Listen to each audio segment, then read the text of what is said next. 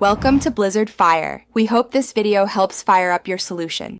You start by installing News on Air and granting mic and camera access so streaming works. Once signed in, create or choose the broadcast profile. This ties your identity, location, and language to each stream. Make sure to verify your email or phone quickly to unlock publishing features. Then pick a default stream quality based on your connection, lower if unstable, higher for wired networks. These steps get you live ready and prevent permission or now you configure the actual broadcast. Give a concise title, add tags, and select the correct category so viewers find you.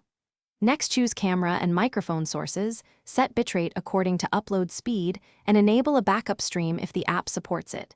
This avoids dropouts. Use Preview to check framing and audio levels, add overlays or captions for clarity, and rehearse a short intro.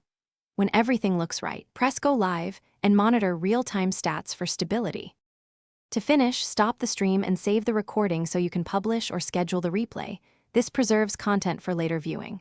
Once done, review analytics to learn what worked. Look at average watch time, peak viewers, and engagement to refine future broadcasts. If you hit problems, audio dropouts, stubborn permissions, or crashes, restart the app first, test your network, clear the app cache, and then try a quick test stream. If unresolved, contact support with logs for faster help.